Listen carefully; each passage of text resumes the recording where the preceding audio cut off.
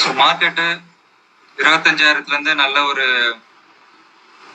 Buying pressure வந்து இங்கே கொடுத்துருக்கான்.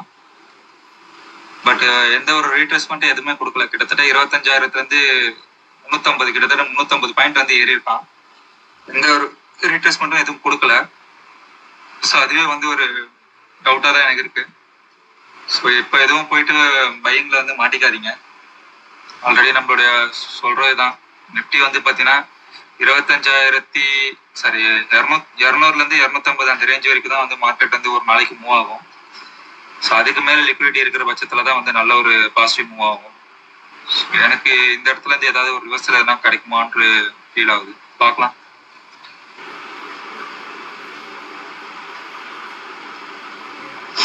ஸோ மார்க்கெட் வந்து பார்த்தீங்கன்னா நல்ல ஒரு கிரீன் கேண்டில் வந்து ஃபர்ஸ்ட் 5 மினிட்ஸ் கேண்டில் கொடுத்துருக்கான். பட் அதுக்கப்புறம் வந்து பார்த்தீங்கன்னா கேண்டிலோட ஸ்ட்ரென்த் வந்து சேஞ்ச் ஆகுது. ஸோ கேண்டிலோட ஸ்ட்ரென்த் சேஞ்ச் ஆகுதுன்னா இங்கே ரீட்டைலர் வந்து என்ட்ரி ஆகிறாங்க அர்த்தம். ஸோ ரீட்டைலர் என்ட்ரி ஆனாவே உங்களுக்கு தெரியும் கேண்டில் 6 வந்து சின்ன சின்ன கேண்டிலாக மாறும்.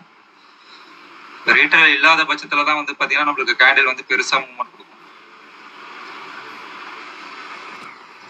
ஸோ என்னோட கணிப்பு அதுதான். 400க்கு மேலே இந்த ப்ளூ லைனுக்கு மேலே போகிற பட்சத்தில் தான் வந்து நான் பையிங்காக பார்க்குறேன். இல்லைன்னா வந்து மார்க்கெட் திரும்பி வந்து ஒரு ரிவர்சல் கொடுக்கறதுக்கான வாய்ப்பு இருக்குன்னு நான் நினைக்கிறேன். பார்க்கலாம். ஏன்னா இந்த அளவுக்கு வந்து நல்ல ஒரு ஒரு பையிங் ப்ரெஷர் கொடுத்துருக்கான். ஸோ அதுக்கு ரீட்ரேஸ்மெண்ட் எதுவும் ஒன்றும் பண்ணவே இல்லை. மார்க்கெட் அதே தான் சொல்கிறேன், ஒரேடியாக மேலே போயிடாது. மார்க்கெட் வந்து பார்த்தீங்கன்னா வந்து மேலே போகிற மாதிரி இருந்ததுன்னா ஒரு லோவை கொடுத்துட்டு தான் மேலே போகணும்.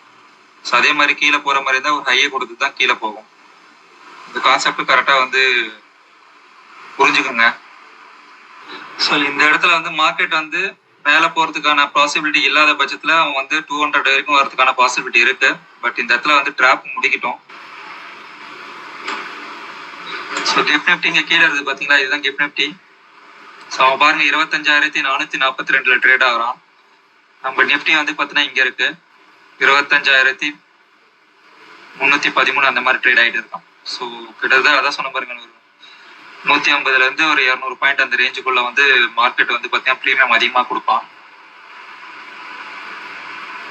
ஸோ இதை பேஸ் பண்ணி வந்து மார்க்கெட் ரொம்ப கேப் அப் கேப் டவுன் அதெல்லாம் வந்து திங்க் பண்ணாதீங்க. ஸோ உண்மையான கேப் அப் வந்து பார்த்தீங்கன்னா இந்த 138 இதுதான். ஸோ இதில் வந்து காட்டுற 270 வந்து பார்த்தீங்கன்னா அந்த ப்ரீமியத்தை இன்க்ரீஸ் பண்ணி காட்டியிருக்கோம். அவ்வளோதான். சதீஷ் சும்மா ப்ரோ புரிஞ்சு